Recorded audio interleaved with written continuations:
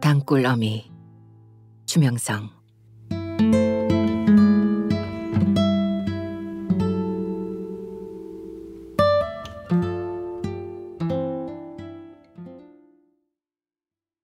앞산 단골네는 눈을 뜨자마자 새벽부터 마음이 바빠졌다. 어렸을 적부터 호러미와 단둘이 앞산 자락에 있는 이 외딴 집에서 살아왔지만 오늘처럼 이렇게 마음이 분주한 것은 드문 일이었다. 단골네 집이 있는 앞산에는 단골네 집만 있었고 마을은 앞산과 뒷산을 가르는 개천을 지나 용포산 자락에 들어서 있었다. 이 용포산은 병풍처럼 용의 모양을 하고 동네를 감싸고 있다고 해서 붙여진 이름이었고 용포산을 등지고 마을 앞을 흐르는 개천은 용포천이라고 부르는데 용포산과 용포천 사이에는 이 명칭에서 유래한 용폴이라는 마을이 자리 잡고 있었다. 그런 앞산에 선 커다란 당산나무가 동네를 지키는 수호신 역할을 해오고 있었는데 보통 마을의 당산나무는 어느 곳이나 마을 초입에 서 있어서 마을로 들어오는 악귀를 막아주고 길흉을 주관하며 마을 사람들의 민심을 하나로 엮어주는 역할을 하고 있었다. 용포산 자락에 서 있는 용포리 앞산 당산나무도 예외는 아니어서 마을에 큰일이 있을 때나 어려운 일이 있을 때나 간에 당산나무 아래에서는 단골네의 구판이 벌어지곤 했다. 그런데 이 용포리의 당산나무는 마을 입구에 있는 것이 아니라 마을 앞 개천을 건너 단골네 집이 있는 앞산에 위치하고 있는 것이 다른 마을의 당산나무와 다르다면 다른 것이었다. 동네 어르신들의 말에 의하면 이 동네는 원래 임진왜란 때 만들어진 마을이라고 했다. 당시 임진왜란의 모진 풍파를 이겨내지 못해 헐벗고 굶주린 젊은 부부가 전란을 피해 산골 깊은 곳으로 피난 와서 만들어진 동네가 이 마을이라는 것이었다. 젊은 부부가 어린 아들 하나를 데리고 겨우 입에 풀칠할 것들만 가지고 숨다시피 피해온 이 산골 마을엔 사람도 없었고 먹을 것도 없어 살아가기가 무척 힘들었다고 했다. 하지만 아이 하나를 키우며 열심히 일한 덕분에 초막 한 채를 지을 수 있게 되면서 전쟁의 화를 피하고 무사하기를 바라는 마음에서 그들이 사는 집 앞에 심은 당산나무가 세월이 지나가면서 이렇게 거목으로 자란 것이라고 한다. 그 당시에는 마을도 없었고 마을 앞을 흐르는 개천도 없었다고 한다. 그러다가 점차 하나 둘 집이 들어서고 마을이 조성되면서 송씨 집성촌이 자리 잡게 되었다고 한다. 그런데 구한말 이후 일제가 침략해오자 이 마을도 일제에 의해 그냥 지나칠 수 없는 피해를 입게 되고 말았다고 한다. 그 중에서도 풍수적 관점에서 보면 마을 뒷산의 정기인 용이 자리 잡은 북현무와 마을 앞산인 남주작의 혈장이 마을을 감싸는 곳이라 하여 그 맥을 자르기 위해 고심하던 일제가 마을과 앞산 사이를 가로질러 인근 지역에서 생산되는 쌀과 보리를 수송하기 위한 방편으로 신장로를 만들어버렸다고 했다. 그러면서 이 신장로 옆을 따라 수로 겸 개천을 내 마을과 당산나무가 분리된 형상으로 남아 지금까지 내려오게 되었다고 했다. 그래서 애초에는 당산나무가 있던 곳을 지나 마을로 들어가던 것이 이제는 신장로가 있는 쪽에서 마을로 들어가고 당산나무가 있는 곳은 신장로와 마을 앞 개천을 가로지르는 다리를 지나서야 갈 수 있는 외진 곳이 되어버렸다고 한다. 이 당산나무 바로 앞에 단골네인 미자 어머니가 자리 잡게 된 것은 그리 오랜 일이 아니었다고 했다. 미자 아버지도 이 마을 송가네였다고 한다. 어려웠던 시절에 6.25 전쟁을 겪고 나면서 배우지 못한 아버지는 어쩔 수 없이 어릴 적부터 집안 어른 댁에서 머슴살이를 하게 되었단다. 그런데 머슴살이를 하면서 청년으로 자란 미자 아버지가 그만 주인집 딸과 눈이 맞아버렸다고 하는데 그야말로 옛날 소설 속에서나 나올 법한 이야기가 되었다고 한다. 집성촌인 이곳은 모두가 친인척인데다가 다들 송씨성을 가져 어머니 아버지는 동네 사람들의 반대와 원성에 더는 견디지 못했고 도망 나오다시피 했던 두 사람은 이제 어디로 갈 곳도 없어 하는 수 없이 동네 건너편에 있는 외딴 곳에서 자리를 잡아 살게 되었다고 했다.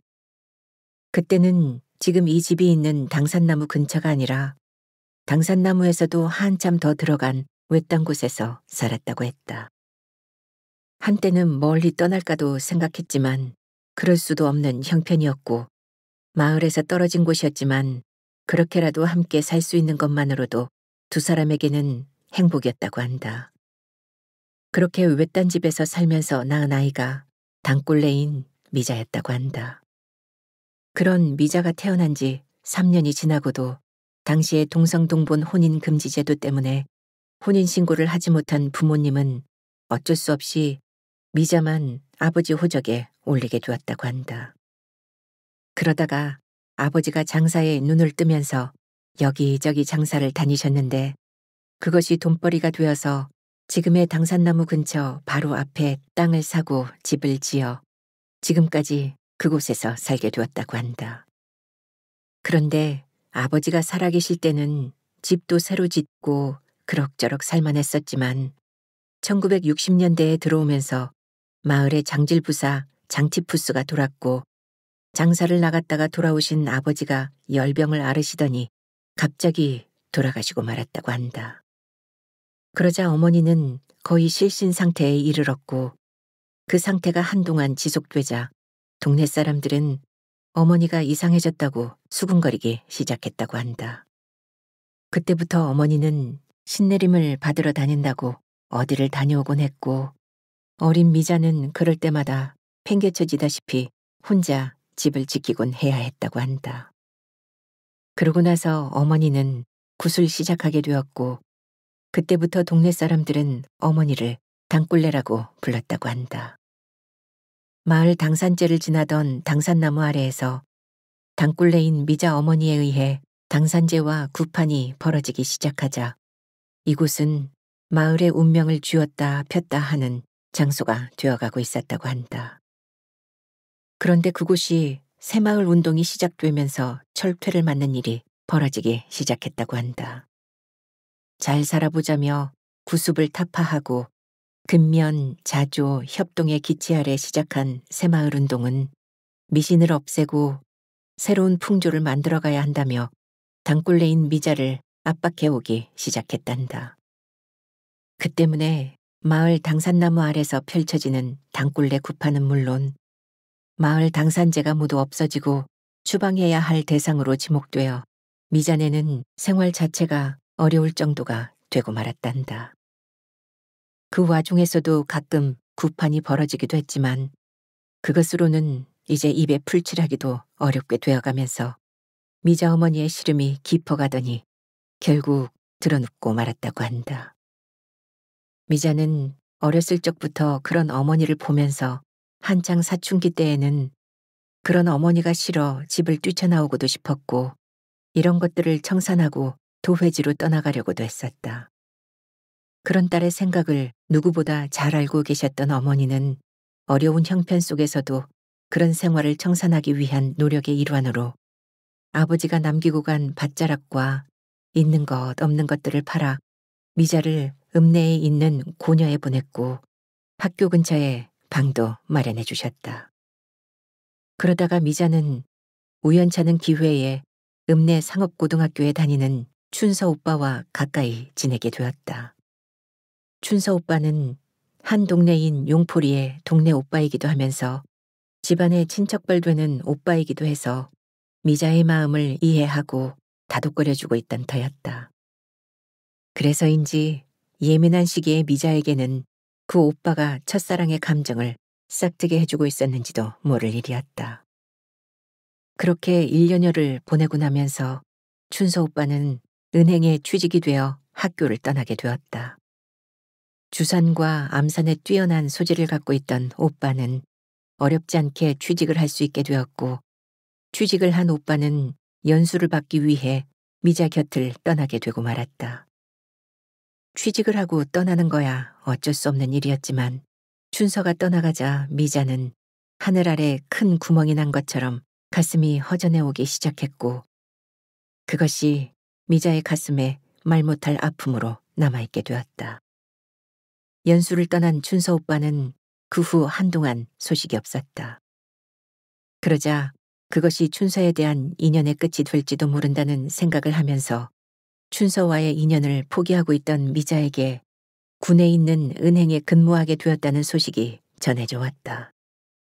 춘서도 연수를 받기 위해 떠난 것이긴 하지만 미자를 잊지 않고 있었다면서 그동안 소식을 전하지 못한 미안함까지 한꺼번에 전해왔던 것이었다.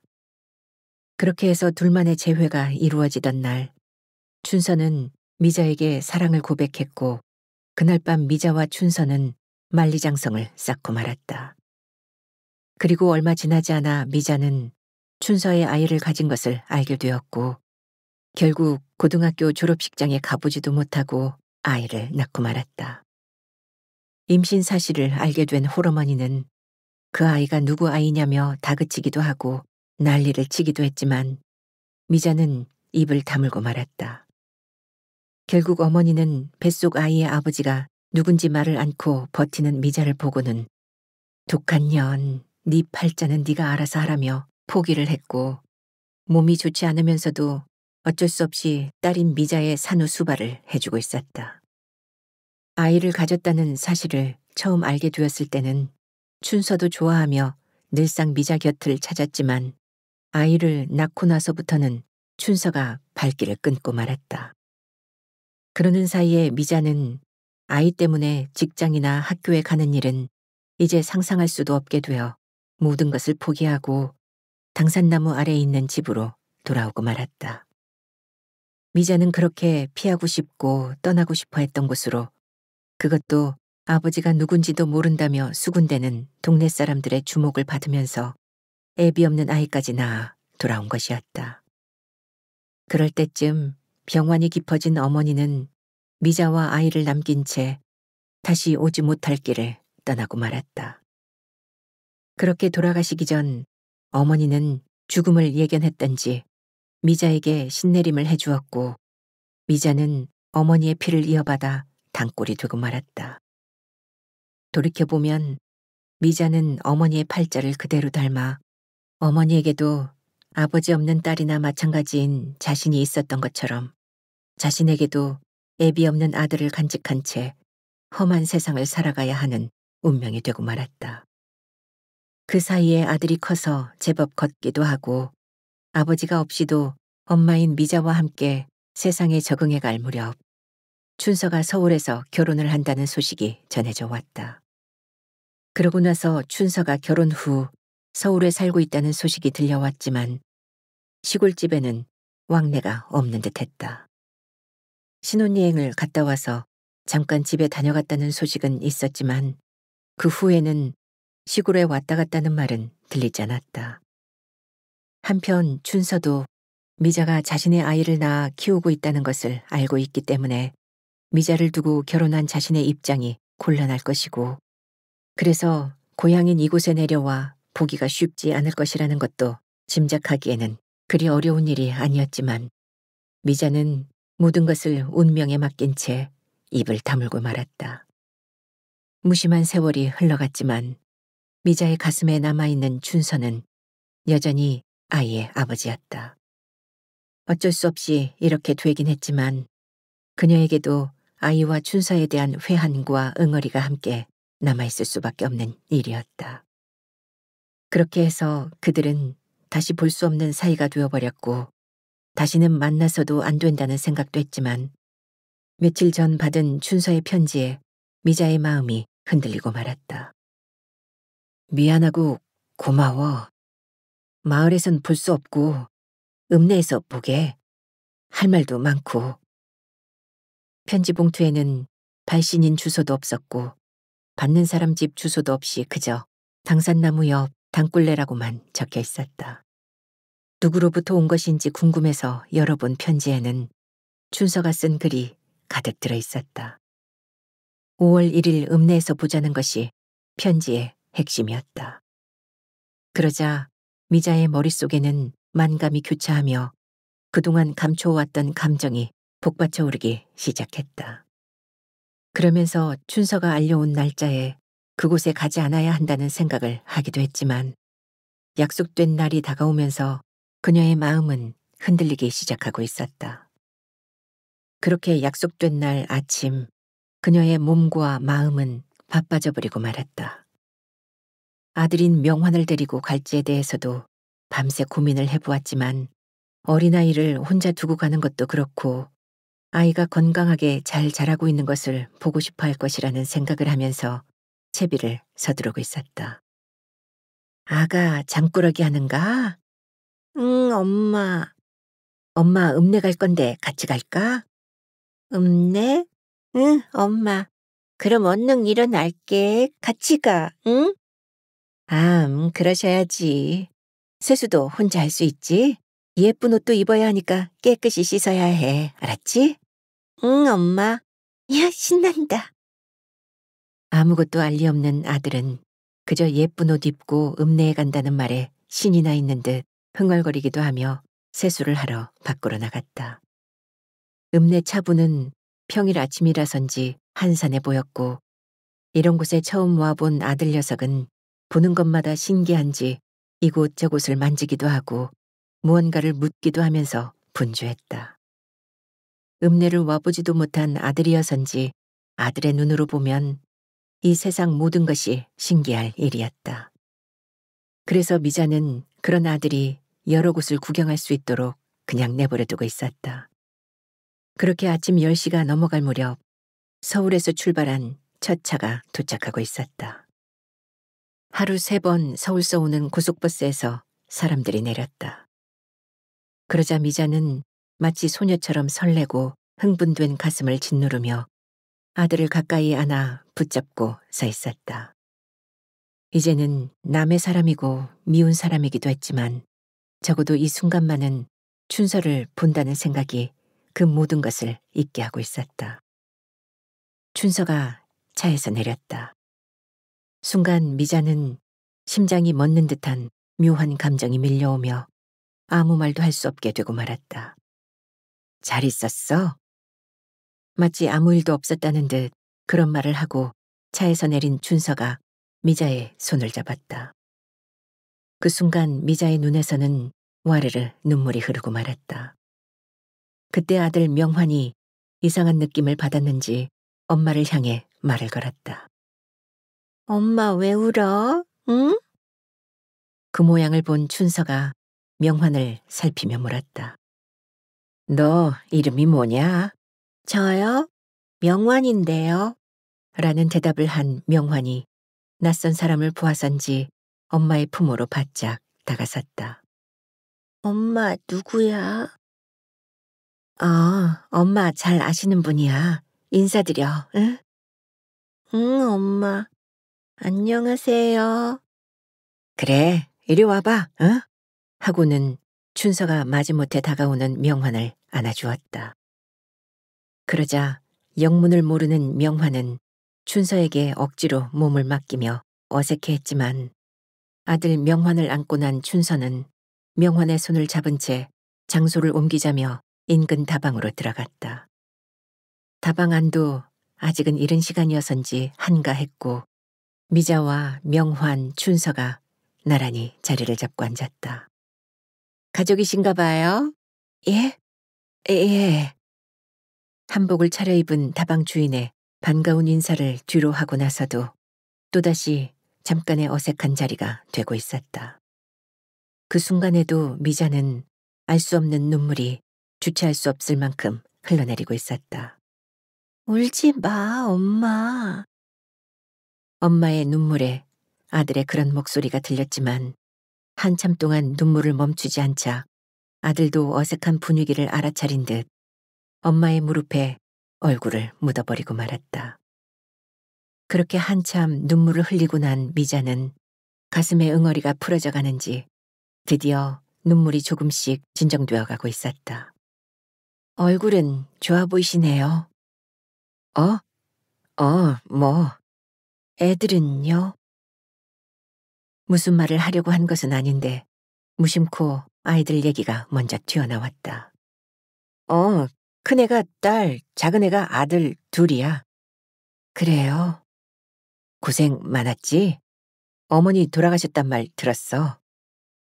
명환이가 잘 컸네. 지 혼자 자라서 버릇이 없어요. 무슨 틀이 남자답고 아주 멋진데. 아들 명환은 두 사람의 얘기를 알아들을 수 없는 듯 잠시 망설이더니 이내 자리에서 일어나 다방 안을 돌아다니며 어항도 구경하고 탁자에도 앉아보고는 이곳저곳을 살피기 시작했다. 그 모양을 보던 미자가 명환아 만지고 그러면 안 돼. 조심해야지, 응? 하고 말리자 다방 주인이 놔두세요. 손님도 없는데요, 뭘. 아가, 다치지 않게 조심해서 구경하거라, 응? 하며 두 사람이 얘기할 수 있도록 편안히 배려해주고 있었다. 한참 그렇게 얘기를 나누던 춘서와 미자는 그곳에서 나와 가까운 읍내 파룡산 공원을 찾았다. 앞서거니 뒤서거니 하면서 따라다니는 명환을 사이에 두고 부부가 나들이 나온 모습이 연상될 정도로 어느새 다정한 시간이 이어지고 있었다. 미자는 그런 모습을 보면서 아들 명환에게 그 사람이 아버지라고 말해주고 싶었지만 그러지 못한 자신을 질책하면서 적어도 그 순간만은 한 가족이 되어가고 있었다. 미자는 오후가 되어가자 춘서가 떠나가야 할 시간이 왔음을 의식한 듯 춘서의 눈치를 살피지 않을 수 없게 되었다.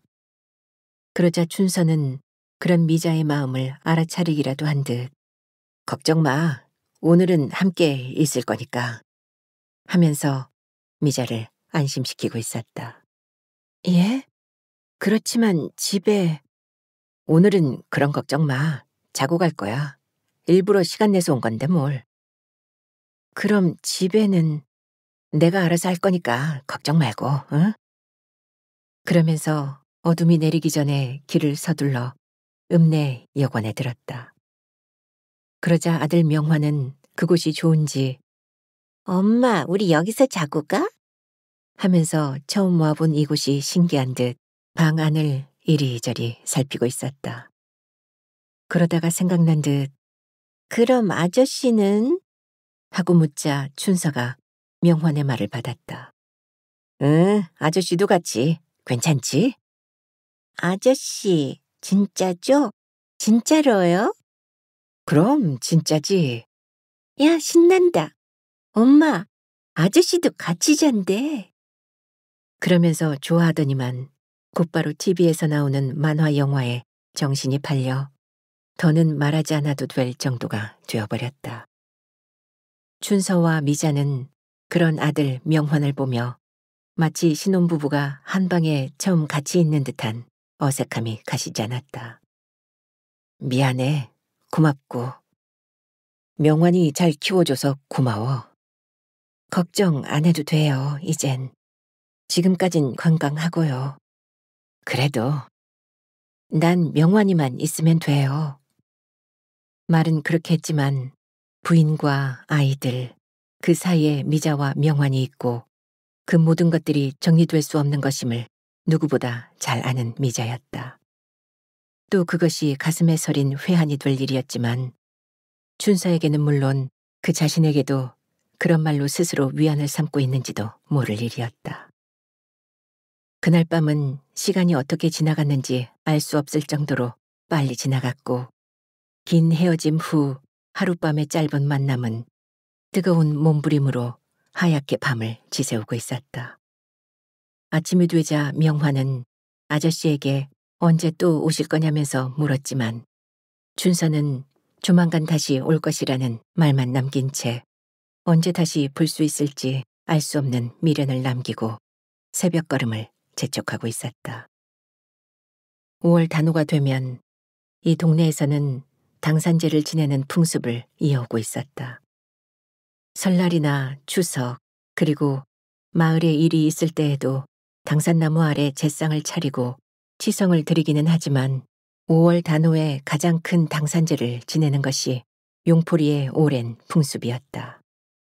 이 당산제가 치러지는 당나무는 수령이 400여 년 이상이 될 것으로 추정되어 도지정 수목으로 보호되고 있고 우여곡절을 겪긴 했지만 여기에서 치러지는 당산제는 미자가 어머니의 대를 이어 원형을 보존해오고 있었다.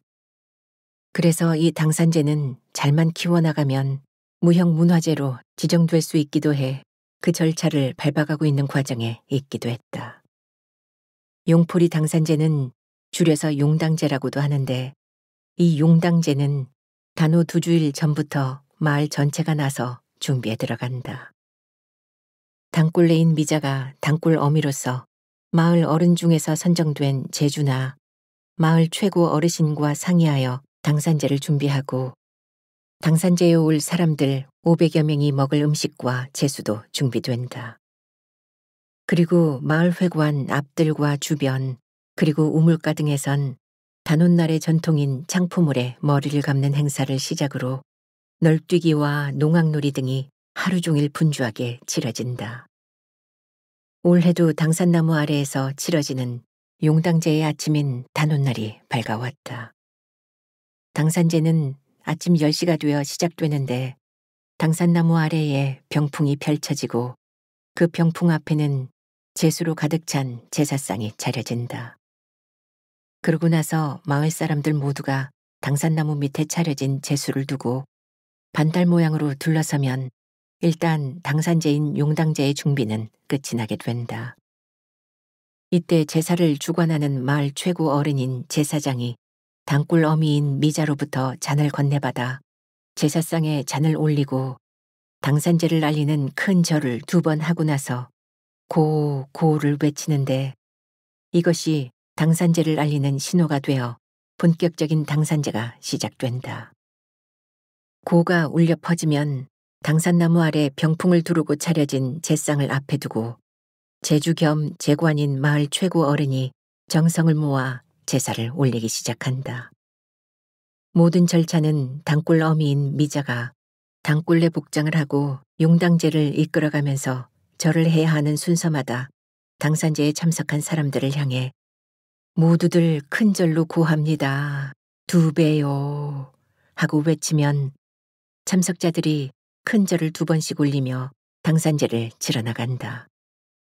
무슨 뜻으로 절을 하는지 알 수 없는 아이들은 어른들을 따라 절을 하는 듯 마는 듯 하며 장난을 치기도 하지만 그런 속에서 자연스럽게 후대의 아이들에게 당산제가 전수되고 있는지도 모를 일이었다.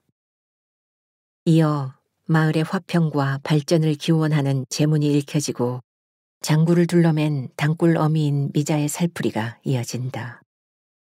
그러고 나서도 몇 번의 큰 절이 이어질 무렵 또다시 고를 울리며 당산제의 제사 절차가 막을 내리고 드디어 본격적인 당산 어미의 굿판이 벌어지기 시작한다.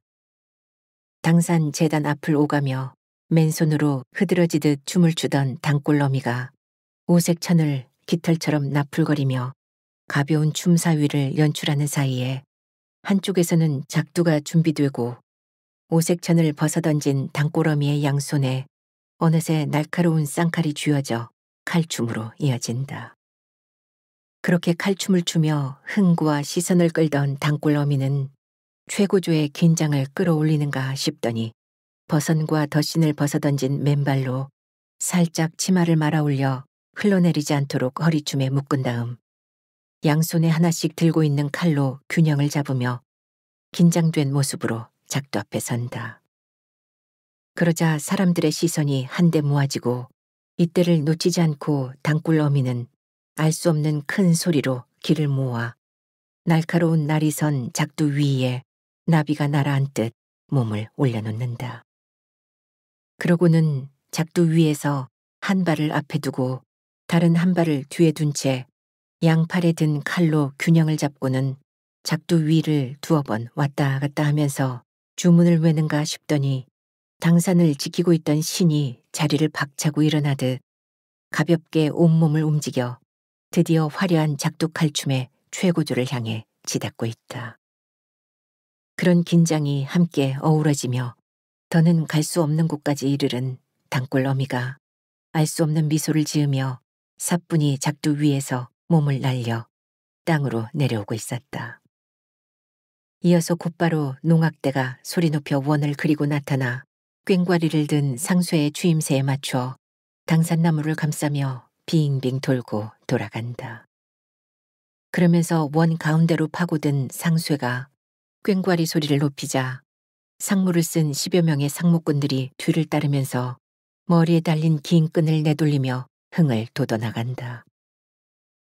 이어서 상쇠의 선창과 농악 소리가 어우러지며 마을의 안녕과 당산제의 성공을 기원하는 함성이 울려 퍼진다. 용포리에 봄이 오니 꽝꽝꽝꽝 꽝꽝꽝 신명나게 놀아보세 꽝꽝꽝꽝 꽝꽝꽝 당산 아래 모두 모여 꽝꽝꽝꽝 꽝꽝꽝 올 한 해도 풍년 기원 꽝꽝꽝꽝 꽝꽝꽝 부모 공경 자식 사랑 꽝꽝꽝꽝 꽝꽝꽝 이웃사랑 나라 사랑 꽝꽝꽝꽝 꽝꽝꽝 올 한 해도 풍년일세 꽝꽝꽝꽝 꽝꽝꽝 꽝꽝꽝꽝 꽝꽝꽝 꽝꽝꽝꽝 꽝꽝꽝 당산제의 흥이 더해가자 이번에는 앞소리 지르는 꽹과리 소리에 맞춰 꽹과리들 간에 소리를 주고받는다. 꽝꽝꽝꽝 꽝꽝꽝 꽝꽝꽝꽝 꽝꽝꽝 꽝꽝꽝꽝 꽝꽝꽝 꽝꽝꽝꽝 꽝꽝꽝 그렇게 수차례 꽹과리 소리를 주고받다가는 다시 박자를 바꾸어 당산 주변을 돌며 무리를 엮은 농악대가 용이 움트는 모양으로 꾸불꾸불 줄을 꼬듯 놀더니 드디어 마지막 흥을 돋우며 대단원에 막을 내린다.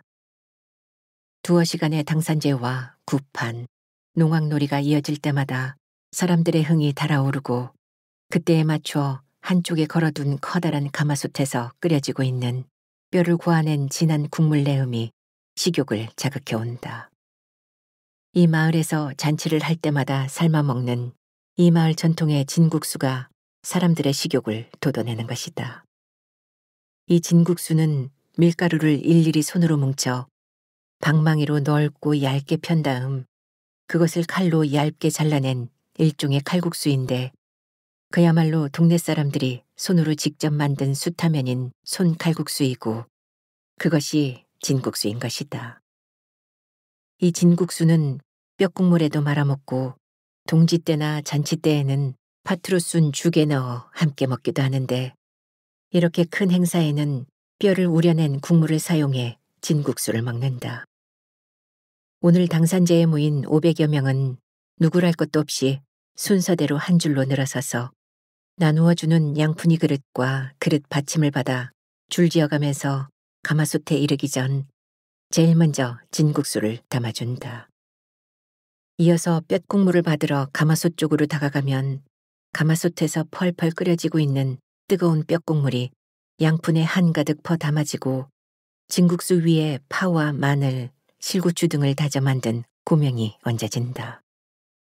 그렇게 뜨거운 뼈국물을 받아 줄을 지어나가는 곳에는 반찬으로 곁들일 갓 담은 겉절이 배추김치가 기다리고 그 배추김치를 받아오면 그것으로 오늘 식사는 감칠맛을 더하게 된다.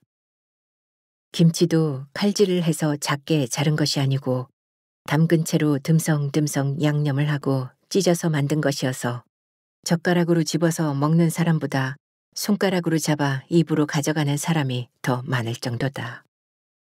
또 그 맛에 진국수 맛이 더하다는 말을 하는 사람도 많아 김치 또한 진국수의 맛을 더해주는 별미가 아닐 수 없게 된다.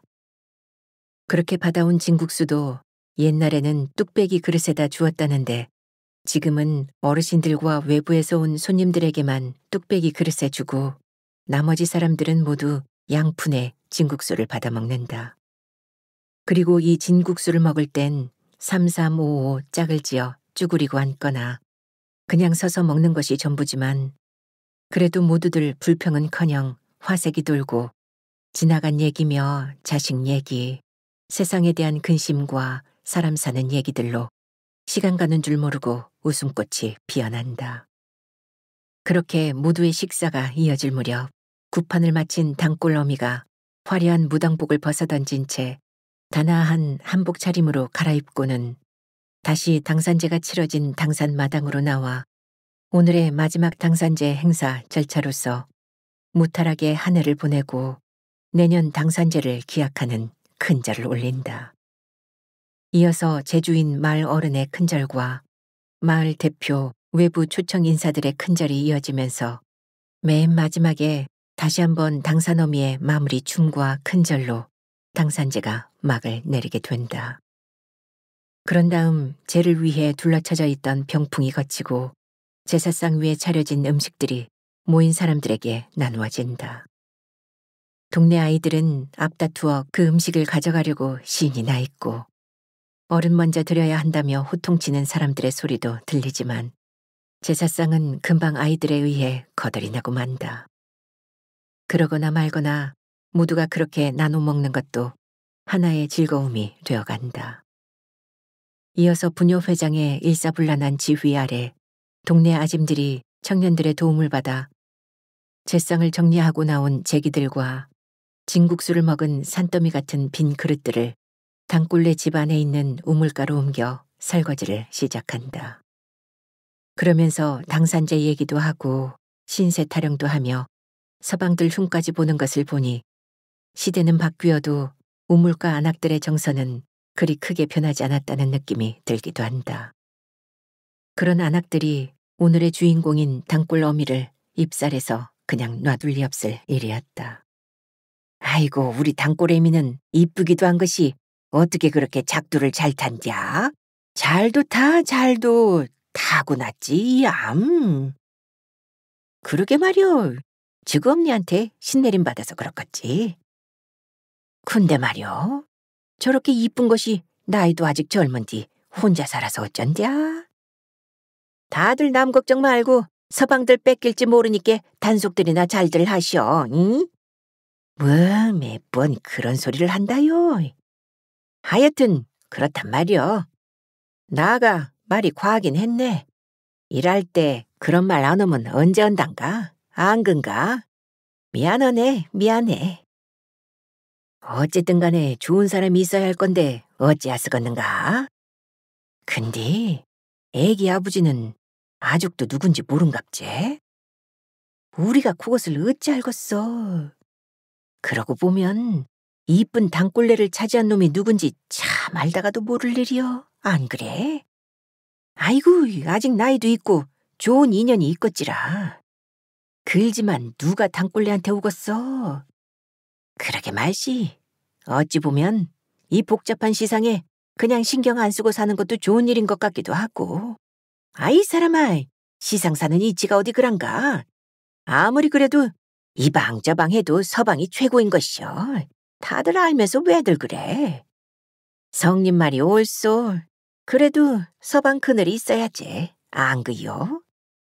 입들 고만들 놀리고 우리도 얼른 끝내고 놀아봐야 자는가? 얼른들 서두르세.